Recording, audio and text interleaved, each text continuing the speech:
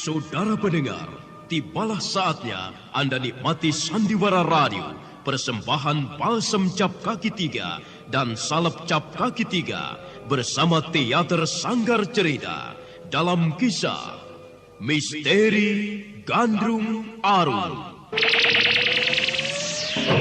Hai, para Dharma Putra, apa mungkin Kanjeng Putri Kusumawardhani, putri Kanjeng Prabu Hayam Wuruk yang bakal meneruskan tampuk pemerintahan? Ingat, Bhinneka Tunggal Ika bukan hanya sekedar ucapan, tapi harus kita perjuangkan. Misteri Gandrung Arum. Di tengah-tengah keraguan-raguan para pimpinan teras kerajaan Majapahit kala itu, muncul kisah petualangan menarik antara pendekar-pendekar mahasakti dari golongan putih dan golongan hitam yang saling berebut pengaruh untuk mendapatkan keris pusaka Gandrung Arum. Kelak siapa saja yang dapat menemukan keris pusaka Gandrung Arum bersama sarung pusakanya, dialah yang akan berhak jadi pewaris tahta Majapahit sampai langgeng. Anak muda bermata elang, bukankah kau salah seorang murid perguruan Dadaka Ireng? Setan alas, terimalah pedangku ini. Sekarang giliranku, ajian Guntur Seribu.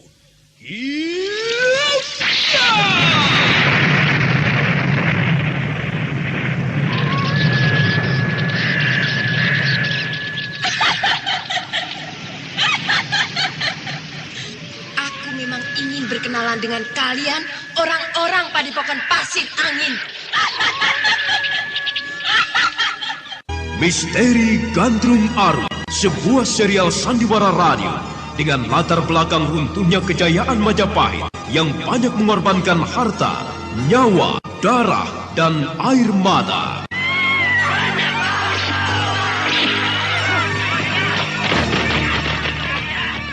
Misteri Gandrung Arum. Naskah disusun oleh Darlan Fatur Rahman. Teknik dan montase Agus Budianto. Dengan sutradara Dian Pertiwi. Kali ini mempersembahkan episode pertama, Lembayung Memerah di Atas Majapahit.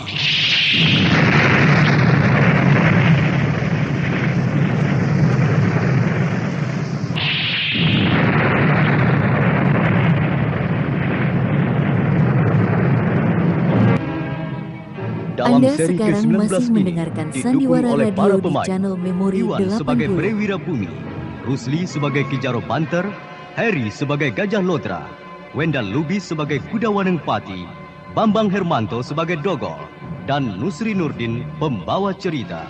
Selamat mendengarkan. Bapak kok cepet banget pulangnya? Ada apa Pak sampean Pak? Bu, sakit Bu. Apanya yang sakit Pak? Ini. Oh alah ini. Iya ini. Aduh tanya-tanya melulu. Aduh sakitnya sudah sampai ke pinggang nih Bu. Aduh. Walah Bapak masuk angin tak Pak Beno Pak? Cepetan krokin dong. Sebentar Pak, sebentar. Ibu ambilkan kaki 3. Ditanggung res beres tak iya Pak? Mau pakai kaki 3 kek. Kaki 5 kek. Yang penting dikerok pakai balsem. Loh, ya ini balsem Pak. Balsem cap kaki 3 tak iya? Balsem Cap Kaki Tiga terbukti keampuhannya untuk pegal linu, sakit pinggang, sakit gigi, rematik, sakit kepala, dan gatal-gatal. Untuk pijit dan kerik, paling asyik. Wah, badan enakan sekarang. Ibu memang jempolan. Bu Abu, bukan ibu yang jempolan Pak, tapi ini nih Pak. Balsem Cap Kaki 3. Cap Kaki Tiga terpercaya di mana-mana. Kemelut antara kota Raja Majapahit dan Kadipaten Blambangan memang bagai bara dalam sekam. Tenang seperti tak ada terjadi apa-apa. Tetapi pada suatu saat, bara itu akan meletup ke permukaan. Ternyata kepincangan atau kekosongan hubungan antara kedua negeri ini dimanfaatkan oleh pihak ketiga dengan sebaik-baiknya. Mereka akan mengambil manfaat dari keadaan yang semakin meruncing ini. Pada saatnya, mereka akan mengambil alih pimpinan kerajaan Majapahit secara keseluruhan. Di Kadipaten Blambangan, Gusti Adipati Brewira Bumi sedang menerima 2 abdinya, yaitu Gajah Lodra dan Kuda Wanengpati. Jadi apa pendapatmu Gajah Lodra? Semuanya sudah jelas Gusti. Kita harus mengambil sikap. Mengambil sikap maksudmu? Iya, mengambil sikap. Mengapa kota raja tidak pernah memberitahu segala sesuatunya kepada kita? Apakah mereka masih menghargai keberadaan kita? Kadipaten kita adalah negeri terkuat di ujung timur selatan Pulau Jawa ini, Gusti. Aku tidak pernah berpikir bahwa Mbok Kusumawardhani akan menyepelekan aku, Lodra. Ya, tetapi kenyataan begitu, Gusti. Kabar terakhir yang hamba dengar, kota raja akan mempercepat dan mengukuhkan Kanjeng Putri Kusumawardhani menaiki tahta kerajaan. Aku justru baru mendengar dari mulutmu, Lodra. Itulah, Gusti. Sebenarnya, Gustilah yang sangat berhak untuk menaiki tahta kerajaan. Gusti adalah putra satu-satunya dari Kanjeng Prabu Hayam Wuruk almarhum. Di tangan Gustilah terletak kejayaan dan keagungan kerajaan Majapahit. Barangkali benar juga omongan Gajah Lodra. Di tangankulah terletak kejayaan dan keagungan kerajaan ini. Bukan di tangan Mbok Kusumawardhani. Barangkali benar juga omongan Gajah Lodra. Di tangankulah terletak kejayaan dan keagungan kerajaan ini. Bukan di tangan Mbok Kusumawardhani. Tetapi aku adalah seorang putra selir. Apakah aku berhak menaiki tahta? Kenapa tidak, Gusti? Aku masih ragu. Kenapa Gusti Adipati masih ragu-ragu? Semuanya sudah jelas, Gusti. Paman Surobanter, selamat datang. Angin apa yang membawa Paman datang kemari? Sebelumnya hamba menghaturkan sembah pangabekti Gusti Adipati. Ku terima sembah pangabektimu, Paman Jaro. Kebetulan aku sedang berbincang-bincang dengan adik seperguruan Paman sendiri, Gajah Lodra dan Kuda Wanengpati. Kalau begitu, kita memang sepaham dan setujuan, Rai. Iya, nampaknya demikian, Kakang Jaro. Lalu, kapan Kakang datang dari kota raja? Aku baru saja datang dari kota raja, langsung kemari. Karena kecintaanku kepada Gusti Adipati, maka aku bersusah payah datang menghadap. Terima kasih, Paman Jaro. Adakah sesuatu, Paman Jaro?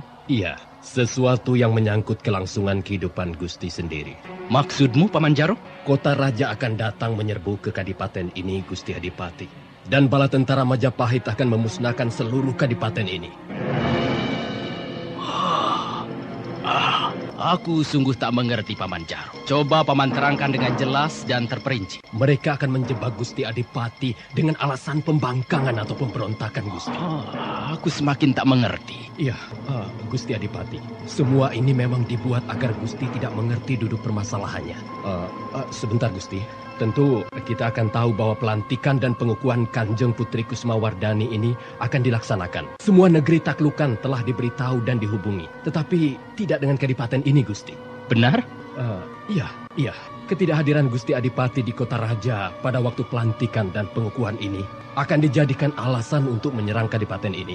Alasan mereka sudah jelas, Gusti Adipati. Dan Gusti sendiri dianggap membangkang dan memberontak. Hukumannya adalah pembumi hangusan seluruh kadipaten ini beserta isinya, Gusti. Aku tidak percaya kalau Mbok Kusumawardhani akan berbuat semacam ini. Kanjeng Putri Kusumawardhani memang tidak. Memang tidak, Gusti. Tetapi Gusti Wikramawardhana lah yang akan mengatur segala-galanya. Apabila terjadi kehancuran di antara kedua negeri ini, maka dialah yang akan naik tahta. Bahkan kudengar si keparat itu sudah menghubungi Laksamana Cheng Ho dari negeri Cina sana. Keparat si Wikramawardhana. Sungguh licik dan culas orang yang tak ketahuan asal-usul keluarganya.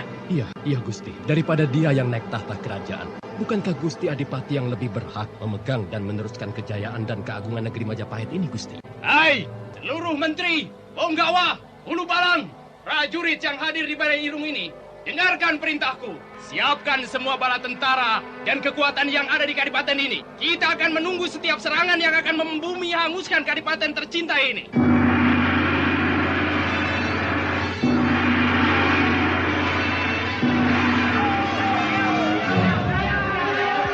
Genderang perang telah dikomandokan oleh Gusti Adipati Brewirabumi ke seluruh penjuru Kadipaten Belambangan. Suaranya berkumandang ke seluruh pelosok negeri.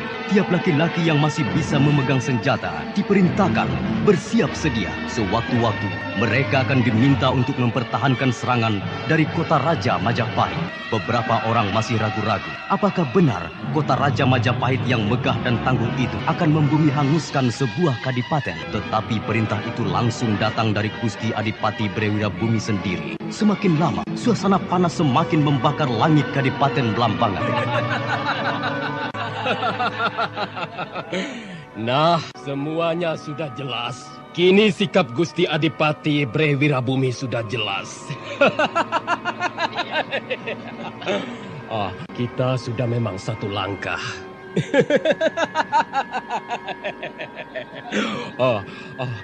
Sebentar lagi pelantikan dan pengukuhan Kakang Putri Kusumawardhani akan berlangsung di kota Raja. Ketidakhadiran Gusti Adipati akan dianggap sebagai suatu pembangkangan. Kakang Jaro benar-benar berotak encer, ahli taktik dan politik. Dengan sekali jalan kita akan memukul dua sasaran sekaligus. Peperangan ini sendiri pasti akan melemahkan kedua belah pihak. Tentu akan berlarut-larut. Kota Raja Majapahit sudah jelas adalah negeri yang kuat dan perkasa. Kita wajib mendukung Kadipaten Blambangan. Kakang, bagaimana dengan perguruan-perguruan lainnya, Kakang?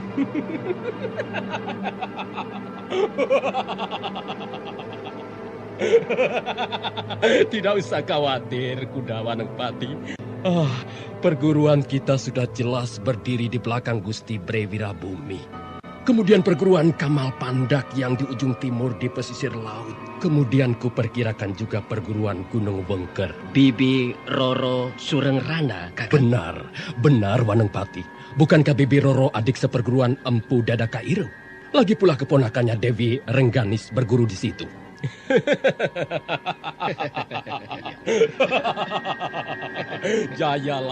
Jayalah Kadipaten Blambangan. Jayalah Kadipaten Blambangan.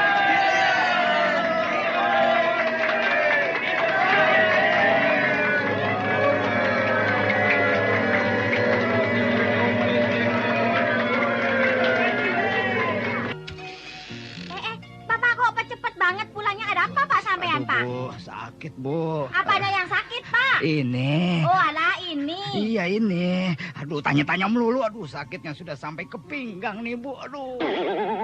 Walah, Bapak masuk angin tak Pak Beno, Pak? Cepetan, krokin dong. Sebentar, Pak. Sebentar. Ibu ambilkan kaki 3. Ditanggung res beres, iya, Pak. Mau pakai kaki 3, kek. Kaki 5, kek. Yang penting dikerok pakai balsem. Loh, ya ini balsem, Pak. Balsem cap kaki 3, tak iya?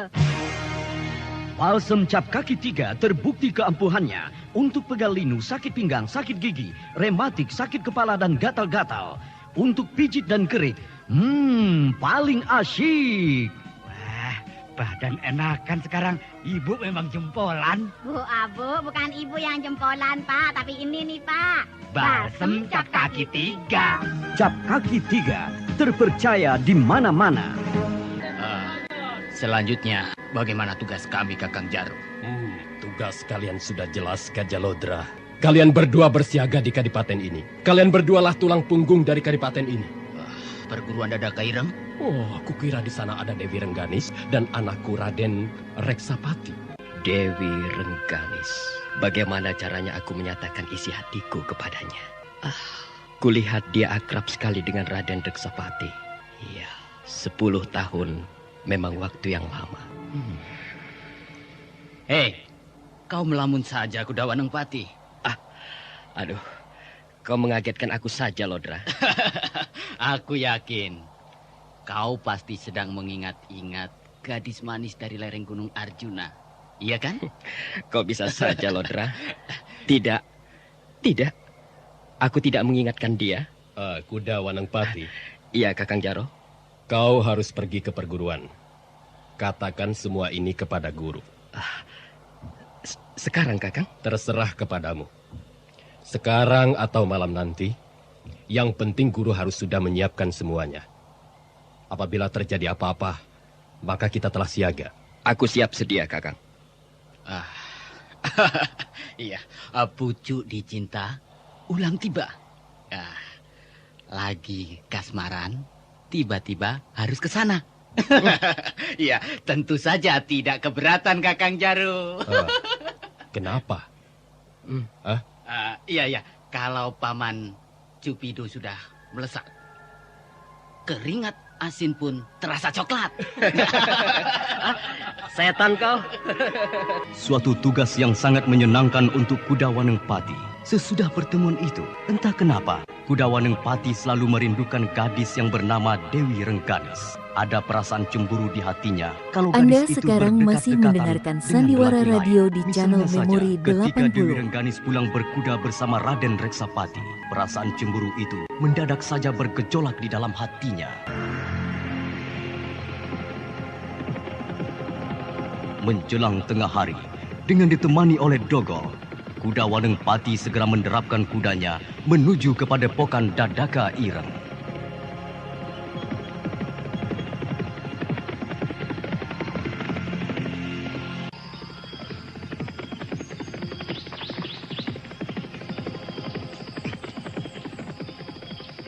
Hari hampir senja, Kakang.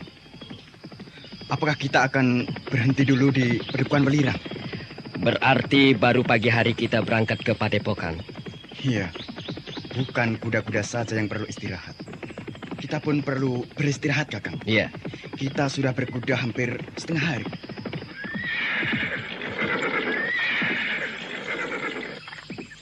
Oh, iya. Kita harus melaksanakan tugas Kakang Jaro dengan cepat dan penuh tanggung jawab, Dogol. Masa? Iya, kalau kau mau beristirahat, beristirahatlah. Aku akan meneruskan perjalanan. Bukan karena sebab-sebab lain, Kakang. Wah, misalnya? Ya, misalnya saja kepingin cepat bertemu dengan seseorang. Wah, kau membuang-buang waktu saja, Dogol. Kenapa kuda tidak mau bergerak maju? Hanya meringkik-ringkik saja. Tidak ada bahaya menghadang di depan, Kakang. Kuda-kuda itu sudah kecapean. Mereka perlu istirahat. Sama halnya dengan kita.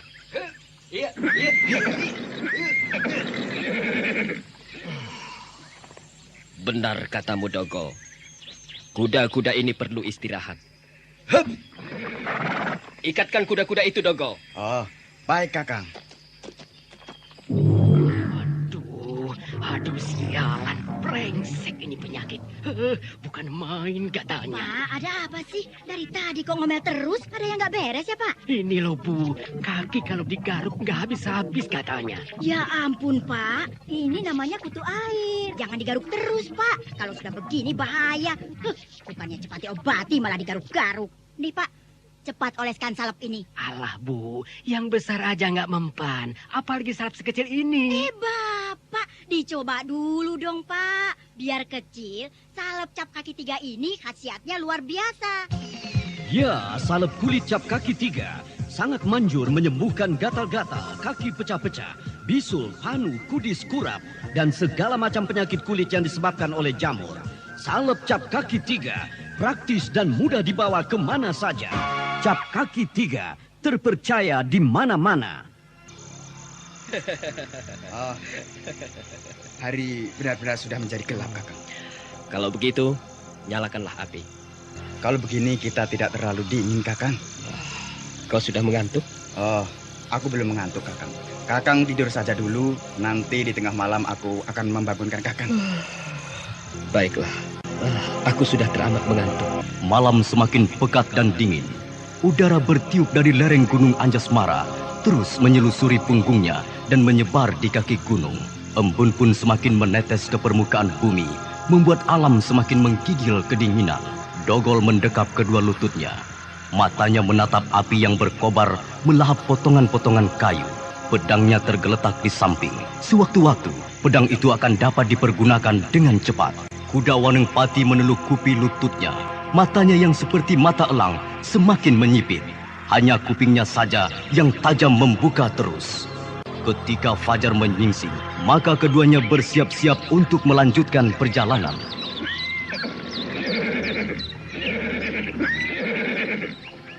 Dogol, kau sudah menyiapkan kuda? Aku sudah menyiapkannya, Kakang. Kita berangkat sekarang? Ayolah. Iya.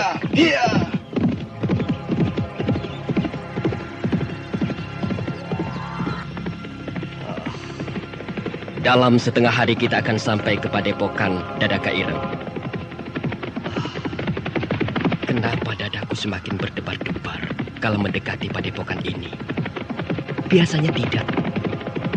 Apakah karena ada Dewi Rengganis? Walaupun dadanya mendadak berdebar keras, dikala dia semakin mendekati Padepokan, tetapi Kudawanengpati sadar dia sedang mengemban tugas dari Ki Jaruk Banter, kakak seperguruannya. Gusti Adipati Brewirabumi telah memercikan api dendam yang lama-kelamaan akan membakar negeri ini.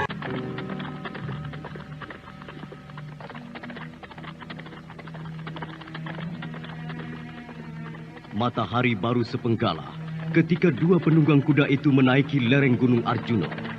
Jalan kecil itu berkelok-kelok bagai ular naga. Pintu gerbang Padepokan itu tertutup rapat. Di sekelilingnya dilingkari oleh tembok yang tebal dan tinggi. Di kiri kanan Padepokan terdapat lembah yang dalam dan curam. Di belakangnya terbentang hutan yang lebat dengan pohon-pohon besar yang menjulang. Beberapa puluh meter di depan pintu gerbang, Kudawanengpati bersiul panjang. Terlihat beberapa kepala muncul di sisi pintu gerbang. Kemudian, pintu gerbang itu membuka perlahan.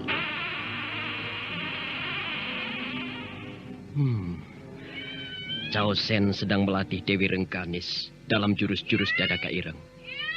Iya, aku akan mendekatinya. Awas! Keseimbangan tanganmu diajang. Ya, ikuti saja kemana bandul itu bergerak. Ambil ancang-ancang yang tepat diajang. Pada saatnya kau harus menghantamkan kepada batu hitam itu. Baik, Cao Sen. Yeay! Hantam! Yeay!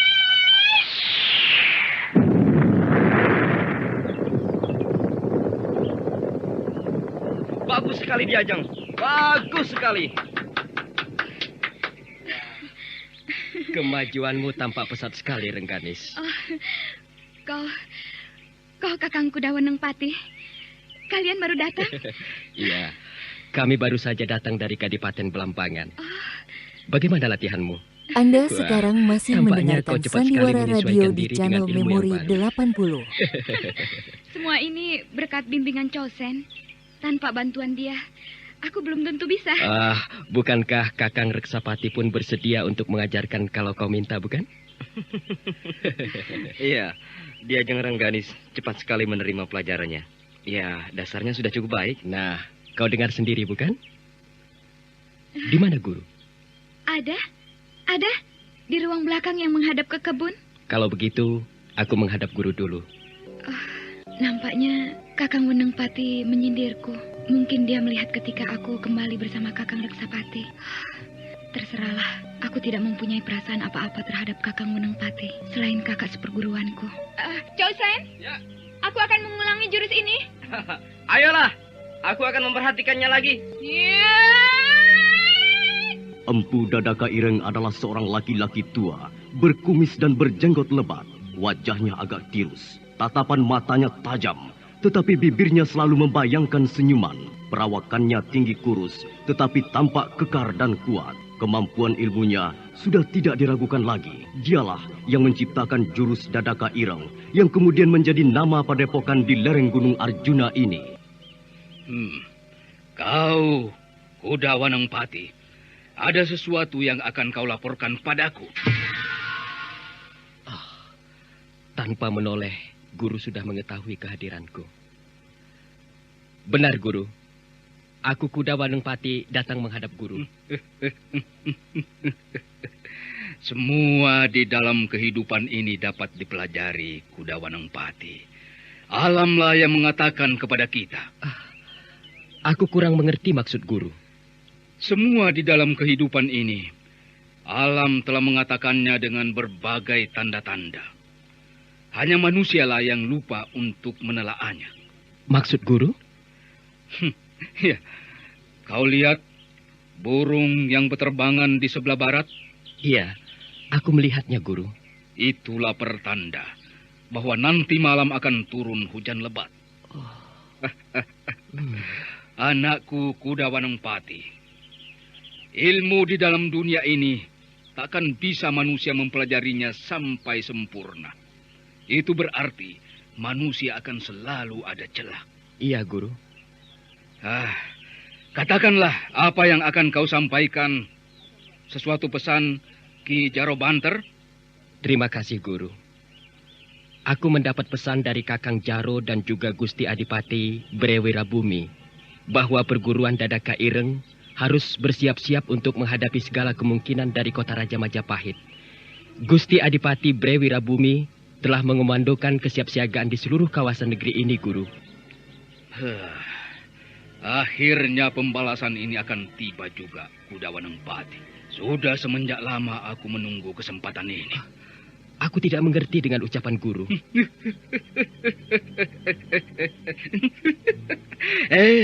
Kau tahu apa sebabnya aku mau mendukung Brewirabumi dalam masalah ini? Aku kurang tahu, Guru. Dengarlah, Kuda Wanengpati. Leluhurku habis dibantai oleh leluhurnya Kusumawardhani itu. Kau mungkin tahu mengenai pemberontakan Sadeng. Entahlah, Guru. Dalam pemberontakan Sadeng itu, leluhurku termasuk salah seorang yang memberontak atas kebijaksanaan pemerintah Ratu Tribuana Tunggadewi. Apa yang terjadi? Bukan pengampunan yang diberikan seperti yang pernah dijanjikan, tetapi pembumi hangusan seluruh keluarga. Kini aku baru tahu apa sebabnya Guru begitu mendukung Gusti Adipati Brewirabumi. Dan aku adalah salah satu keluarga yang selamat waktu pembantaian itu. Ketika itu, aku masih kecil. Umurku mungkin baru sekitar 5 tahun. Tetapi semenjak itu, aku bersumpah untuk membalas dendam kepada keturunan langsung Tribuana Tunggadewi. Aku mengerti kekecewaan Guru.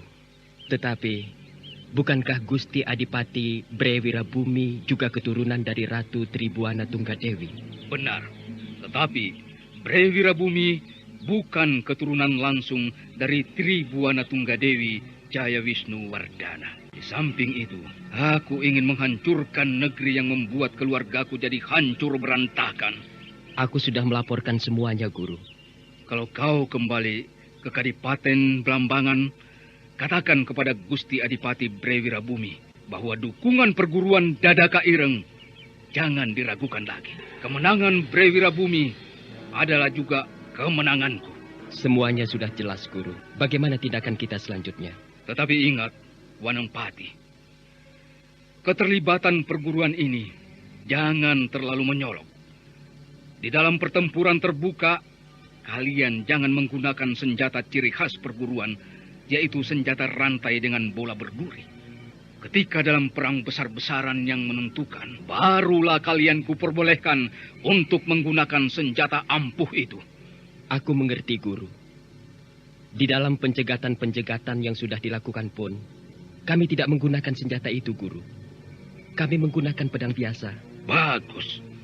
Sekarang kau boleh pergi, Wanengpati. Aku mohon diri, Guru. Kuda Wanengpati menarik nafas panjang. Barulah kini dia tahu apa sebabnya gurunya begitu bersemangat mendukung Kadipaten Blambangan di dalam kemelut dengan kota Raja Majapahit. Ternyata bukan dikarenakan Ki Jaro Banter dan anaknya Raden Reksapati adalah murid perguruan ini, tetapi karena sebab lain. Kini Kuda Wanengpati baru mengetahui bahwa Empu Dadaka Ireng adalah satu-satunya keluarga yang selamat dalam penumpasan pemberontakan Sadeng oleh Ratu Tribuana Tunggadewi Jaya Wisnu Wardana hampir seabad yang lalu.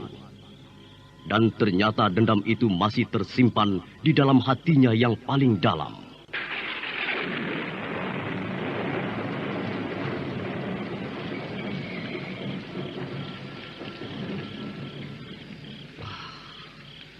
Ternyata benar kata Guru. Kalau burung berterbangan gelisah di siang hari, maka akan turun hujan lebat. Kalau awan berwarna kuning kemerah-merahan, maka akan timbul angin yang kencang. Ya, ternyata ramalan Guru tepat sekali. Aku harus banyak belajar dari alam ini. Kapan kita kembali, Kakang? Pulang? Oh, iya. pulang ke Kadipaten Blambangan.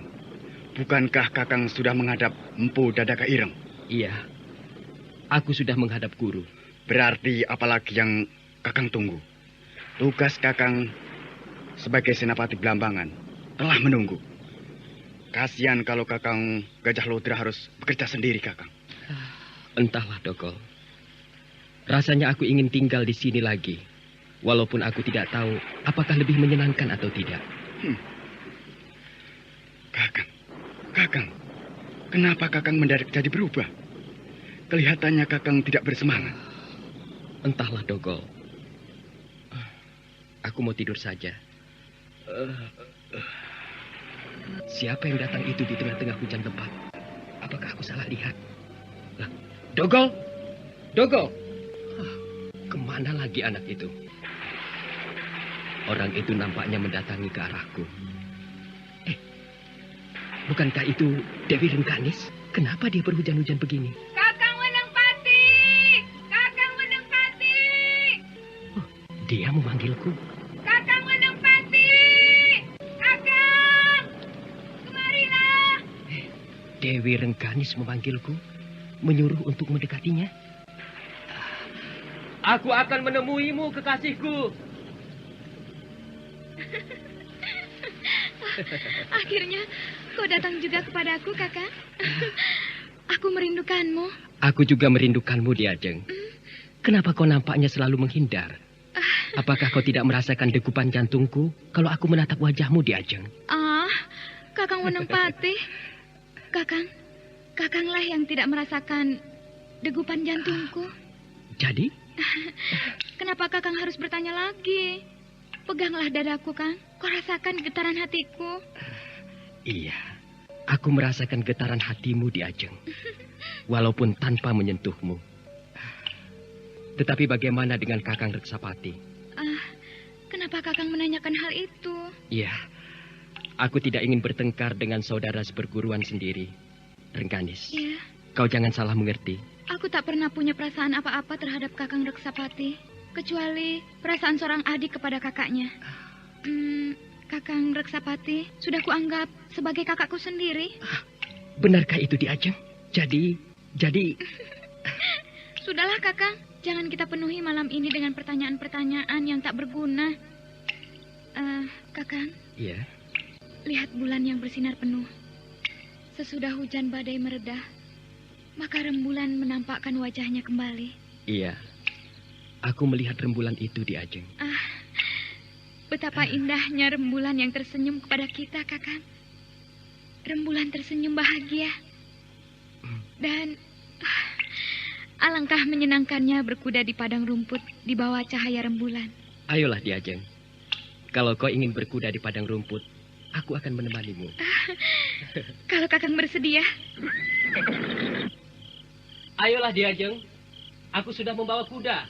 Terima kasih, Kakang Wenengpati. Diajeng, kita berangkat sekarang? Ayolah. Ya. Hei, Rengganis, kau jangan terlalu cepat berpacu. Ayo, kejarlah aku, Kakang. Kejarlah. Aku akan mengejarmu, Rengganis.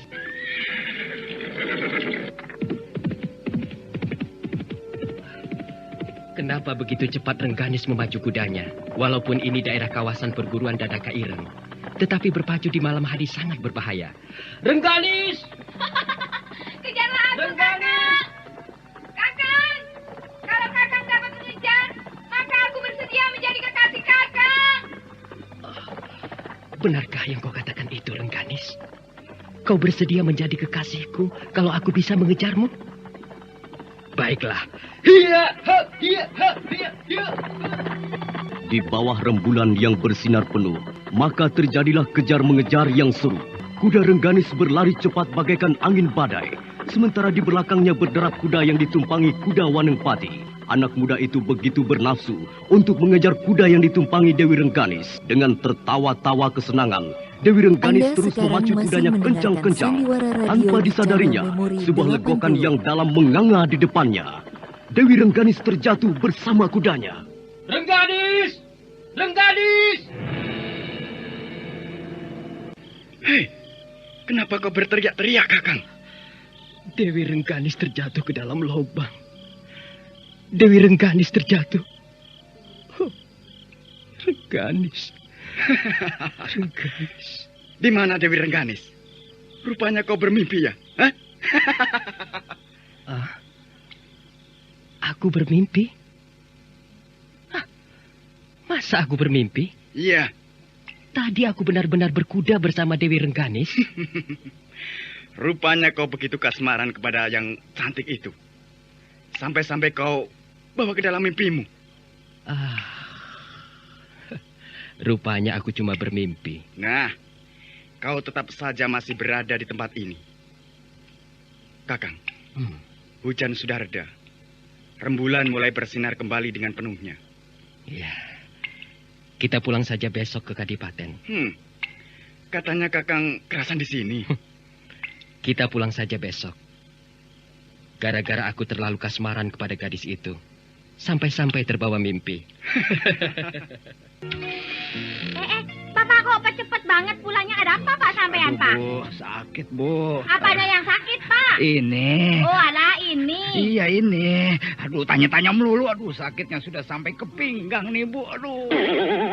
Walah, Bapak masuk angin tak Pak Beno, Pak? Cepetan, krokin dong. Sebentar, Pak. Sebentar. Ibu ambilkan kaki 3. Ditanggung res beres, iya, Pak. Mau pakai kaki 3, kek. Kaki 5, kek. Yang penting dikerok pakai balsem. Loh, ya ini balsem, Pak. Balsem cap kaki 3, tak iya? Balsem cap kaki 3 terbukti keampuhannya untuk pegal linu, sakit pinggang, sakit gigi, rematik, sakit kepala dan gatal-gatal. Untuk pijit dan kerik, paling asyik. Wah, badan enakan sekarang. Ibu memang jempolan. Bu, Abu, bukan ibu yang jempolan, Pak. Tapi ini nih, Pak. Balsem cap kaki 3. Cap kaki 3 terpercaya di mana-mana. Ternyata Kuda Wanengpati begitu kasmaran terhadap Dewi Rengganis, gadis cantik anaknya Mpu Dadaka Ireng. Kasmaran itu sampai terbawa ke alam mimpi, berkuda di padang rumput yang luas, di bawah cahaya rembulan yang penuh. Ketika sadar, barulah Kuda Wanengpati yakin bahwa semua ini hanyalah bunga tidur. Nah, kabut yang melingkupi lereng Gunung Arjuna mulai tersibak oleh sinar matahari pagi. Kehangatan mulai menjalar kemana-mana. Beberapa murid perguruan Dadaka Ireng telah sibuk dengan pekerjaan masing-masing. Pergantian pos jaga telah dilakukan. Yang bertugas malam kini boleh beristirahat sepuas-puasnya. Kuda Wanengpati dan Dogol telah menyiapkan kudanya masing-masing. Pagi ini mereka akan kembali ke Kadipaten Belambangan untuk melaporkan segala sesuatunya kepada Gusti Adipati Bre Wirabumi. Jadi kita berangkat pagi ini, Kakang. Kenapa kau masih bertanya saja, Dogol? Kita berangkat pagi ini juga. Mudah-mudahan kalau kita memacu cepat, menjelang tengah malam kita sudah sampai ke tapal batas Kadipaten Belambangan. Aku kan cuma bertanya saja, Kakang. Kakang kok jadi pemarah? Sudahlah, jangan kau bicara lagi. Dewi Rengganis menuju kemari, Dogol. Oh, ya? Tidak biasanya... Kakang Kuda Wanengpati. Kau Diajeng? Jangan memanggilku dengan Diajeng. Kakang lupa ya? Oh ya, Rengganis. Begitu kan lebih enak didengarnya. Kakang. Kakang akan kembali hari ini? Iya. Tugas kami sudah selesai, Rengganis. Aku sudah melaporkan segala sesuatunya kepada guru. Kakang kelihatannya tidak senang aku berada di sini. Kenapa kau berkata begitu, Rengganis? Ya, aku melihat sikap Kakang yang acuh tak acuh kepadaku. Kenapa, Kang? Aku biasa-biasa saja, Rengganis. Baiklah. Kalau kau berkata dengan jujur, aku ingin Kakang melihat kemajuanku. Barangkali dapat memberikan saran sedikit. Aku tidak mengerti dengan permintaannya yang tidak biasanya. Kakang mau kan? Baiklah. Aku ingin melihat kemajuanmu, Rengganis.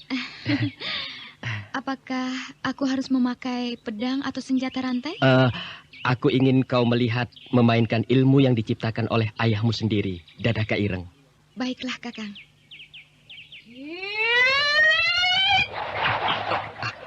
Bagus, Rengganis. Pertahankan kuda-kudamu. Jangan sampai kau terbawa oleh ayunan senjata. Bagus, bagus sekali, Rengganis. Ya, lepaskan tanganmu. Bagus, bagus. Bagus, ya. Ya, bagus sekali. Bagaimana kecepatanku, Kakang? Wah, sudah cukup bagus, Rengganis. Tetapi lebih bagus lagi kalau kau percepat. Begini, Kakang. Ya. Wah, bagus sekali, Dewi Rengganis. Kau benar-benar akan menjadi pewaris sesungguhnya dari ilmu Dadaka Ireng. Wah, bagus sekali hentakanmu, Rengganis. Iya, iya, iya. Sekarang kau hantam batu hitam itu.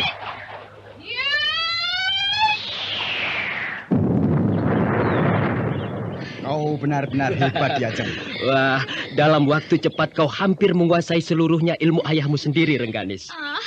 Semuanya ini kan berkat bantuan Kakang seperguruan. Nah, bagaimana saran Kakang? Ya, kurasa sudah cukup baik, Rengganis. Hanya kulihat kau belum menyatu dengan senjata rantai itu. Kalau kau sudah menyatu dengan ilmu ini, maka senjata rantai seolah-olah adalah tanganmu sendiri. Dia akan bisa mematuk, memapas, menusuk, dan membelah. Aku masih membutuhkan waktu untuk lebih mematangkan ilmu ini, Kakang. Senjata rantai di tangan seorang yang mapan, maka dia akan bisa lemah gemulai seperti selendang sutra. Tetapi juga akan bisa keras menusuk seperti pedang. Bahkan akan bisa bertenaga penuh seperti sebuah penggada. Benar, kata Kuda Wanengpati. Senjata rantai adalah senjata lentur seperti selendang sutra. Tetapi bisa juga menjadi ganas seperti sebilah pedang. Guru? Kau akan berangkat pagi ini? Benar, Guru. Aku akan kembali pagi ini. Ya, tadi Dewi Rengganis meminta aku untuk melihat perkembangan ilmu silatnya, Guru. Bagus, anakku. Memang seharusnya demikian. Kau akan segera dapat melihat kekurangan-kekuranganmu. Dengan segera kau dapat memperbaikinya. Benar, Ayahanda. Aku akan berusaha. Jangan berlatih melebihi kemampuan daya tubuhmu. Aku hanya ingin mengucapkan selamat jalan kepada Kakang Wanengpati dan Dogol. Kalau begitu, sekalian aku mohon diri kepada Guru dan Di Ajeng Dewi Rengganis. Berangkatlah, anakku. Semoga kau selamat di perjalanan. Kakang, baik-baik di jalan ya. Terima kasih, Di Ajeng. Ayo, Dogol, kita berangkat. Sedari tadi aku sudah siap.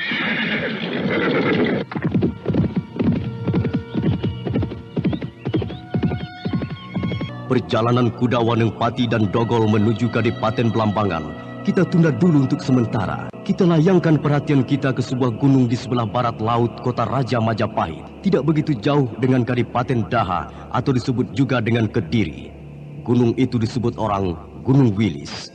Kabut di lereng gunung itu tersibak oleh lemparan-lemparan pisau yang dilepaskan oleh seorang tua bertubuh tinggi kurus, tetapi gerakannya masih kuat dan lincah. Seorang anak muda tampan dan sangat cekatan menangkis lemparan pisau itu. Awas, ke lambung kiri. Ya. Awas, ke lambung kanan. Ya, ya, ya.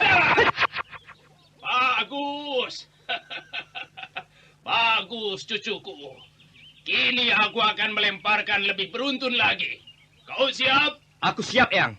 Nah, tangkislah dengan pedangmu. Ya, ya, ya, ya, ya.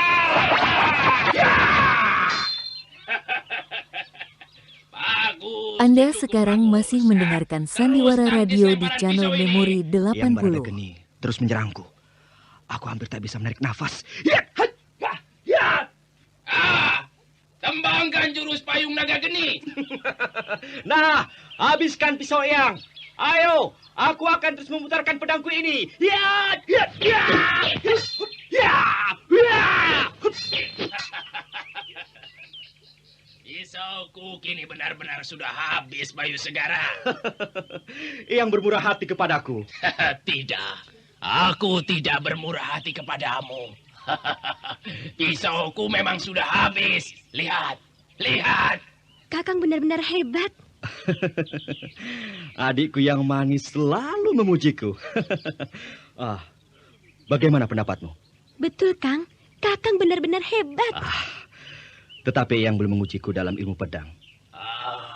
Kau masih kuat, cucuku. Aku masih siap menerima cobaan dari Eyang. Baiklah, Bayu. Eyang akan mencobamu dalam ilmu pedang. Tetapi bagaimana akhir pertandingan ini? Maksud Eyang? Ya, harus ada tanda bahwa salah satu kalah. Begini saja. Siapa yang kainnya tersobek, berarti kalah. Yang kainnya tersobek? Ya, yang kainnya tersobek berarti kalah. Kau setuju? Aku setuju, Eyang. Nah, kalian Mayang Segara dan para cantrik yang hadir di sini, kalian menjadi saksi. Siapa yang kainnya tersobek, dia harus mengaku kalah. Ya, semuanya harus. Nah, kita mulai, cucuku. Aku siap, Yang. Nah, jurus pertama. Ya.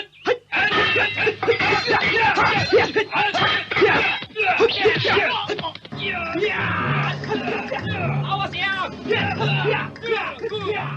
Bayu Segara adalah anak muda yang cekatan, terengginas dan penuh perhitungan. Sikapnya yang tenang membuat gerakannya benar-benar tepat guna.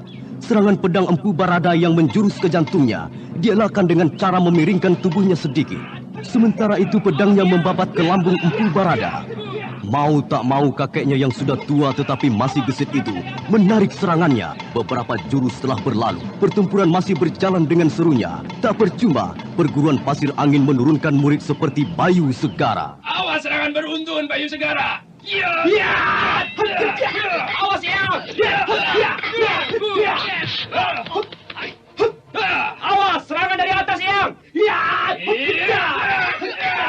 Awas lambungmu, cucuku. Aduh sialan, brengsek ini penyakit. Bukan main katanya. Pak, ada apa sih? Dari tadi kok ngomel terus? Ada yang nggak beres ya, Pak? Ini loh, Bu. Kaki kalau digaruk nggak habis-habis katanya. Ya ampun, Pak. Ini namanya kutu air. Jangan digaruk terus, Pak. Kalau sudah begini bahaya. Bukannya cepat diobati malah digaruk-garuk. Nih, Pak. Cepat oleskan salep ini. Alah, Bu. Yang besar aja nggak mempan. Apalagi salep sekecil ini. Bapak. Dicoba dulu dong, Pak. Biar kecil, salep cap kaki 3 ini khasiatnya luar biasa. Ya, salep kulit cap kaki 3 sangat manjur menyembuhkan gatal-gatal, kaki pecah-pecah, bisul, panu, kudis, kurap, dan segala macam penyakit kulit yang disebabkan oleh jamur. Salep cap kaki 3 praktis dan mudah dibawa kemana saja. Cap kaki 3 terpercaya di mana-mana. Bayu Segara menyilang pedangnya di dada. Dia mencoba untuk menenangkan nafasnya yang memburu. Tenaganya seolah-olah terhisap oleh benturan keras itu. Sementara Empu Barada Geni berdiri beberapa langkah di hadapannya. Pedangnya terkulai di sisinya. Nafasnya memburu bagaikan tersedot oleh kekuatan yang maha dahsyat. Kau benar-benar tangguh, cucuku. Aku mengaku kalah. Lihat, kain panjangku tersobek di bagian lambung. Tidak, Eyang. Akulah yang harus mengaku keunggulan Eyang. Pedang di tangan Eyang telah merobek sepanjang lengan. Telah merobek sepanjang lengan. Kau benar-benar bermata jeli, cucuku. Tetapi walau bagaimana, kau lebih unggul. Lambung yang terluka lebih berbahaya daripada lengan. Aku bangga dengan kemampuanmu, Bayu Segara. Mudah-mudahan kalau kau sudah turun gunung, kau akan mengabdikan ilmumu kepada sesama manusia. Ya, Eyang. Semoga Sang Hyang Jagat Betara mengabulkan permohonan ini, Eyang. Kau akan ikut mencoba, Mayang Segara? Tidak, Eyang. Melihat pertandingan tadi, rasanya aku ini belum apa-apa. Pada suatu saat, kau akan mencapai tingkat seperti kakakmu. Yang penting harus tekun dan giat belajar, ya. Iya, Eyang. Kita kembali ke padepokan. Jadi, kau tetap pada rencanamu, cucuku? kau akan berangkat besok pagi. Iya, Eyang. Besok pagi-pagi aku akan turun gunung. Itu pun kalau Eyang mengizinkan, Eyang. Sebenarnya aku sangat berat melepaskanmu, cucuku. Padepokan ini akan sepi karena kehilangan kau. Tetapi aku telah mendapat ilafat bahwa sudah saatnya kau turun gunung. Eyang, aku ingin mengabdikan diri kepada kerajaan Majapahit, Eyang. Aku tak melarang kau akan mengabdi kepada siapapun juga. Tetapi ingat nasihatku, cucuku. Mengabdilah kepada keadilan dan kebenaran. Itu yang paling utama. Terima kasih, Eyang. Aku ikut, Kakang. Aku akan kesepian di sini kalau tidak ada Kakang. Adik Mayang Segara. Bukankah masih ada Eyang? Ada cantrik yang lain? Tidak. Aku ingin turun gunung bersama Kakang. Eyang? Ya. Apakah Eyang memperbolehkan aku turun gunung bersama Kakang Bayu? Wah, aku keberatan kalau kau turun gunung sekarang, Mayang. Kadang-kadang kehidupan di masyarakat tidak selalu manis seperti yang kita bayangkan. Kau belum siap, Mayang. Aku belum siap? Ya, sekarang kau belum siap. Nantilah, pada saatnya kau akan kuizinkan untuk turun gunung menyusul kakakmu. Eyang, aku merasa sudah siap segala-galanya. Beberapa kali aku berlatih dengan Kakang Bayu Segara. Kakang tak bisa mengalahkanku. Bukan kepandaian silat yang menjadi tolok ukur semata, Mayang. Tetapi nalar pikiran dan kedewasaan seseorang. Bayu Segara. Ya, Eyang. Aku akan memberikan senjata karuhun dari perguruan Pasir Angin. Yaitu pedang naga geni. Terimalah. Ketika pedang itu keluar dari warangkanya, sinar hijau kebiru-biruan menyorot dari bilahnya yang tajam. Yang hadir di situ mendadak merasakan hawa panas yang sangat menyengat. Gagangnya berbentuk kepala naga yang sedang menjorot tajam. Dari kedua belah matanya bersinar merah menyala, seolah-olah darah yang menyembur keluar. Tangan Bayu Segara bergetar ketika memegang gagang pedang ini dengan kedua belah tangannya. Hanya dengan kekuatan tenaga batinnya yang kuat, pedang itu tidak terjatuh dari genggamannya. Jagalah baik-baik pedang pusaka naga geni ini. Pedang ini adalah pedang leluhur kita ketika beberapa abad yang lalu berjuang dengan Kangjeng Raden Wijaya membuka kerajaan Majapahit ini. Ya, Eyang. Aku akan menjaga dengan hati-hati, Eyang. Pedang ini adalah pertanda pembela keadilan dan kebenaran. Kau harus ingat itu, cucuku. Apabila kau bergeser dari keadilan dan kebenaran, maka kau tidak akan sanggup menyentuh pedang pusaka ini. Semoga Sang Hyang Jagat Batara selalu melindungi dirimu, Bayu Segara.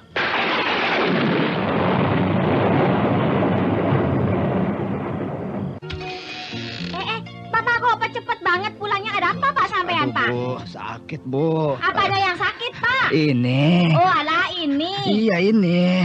Aduh, tanya-tanya melulu. Aduh, sakitnya sudah sampai ke pinggang nih, Bu. Aduh.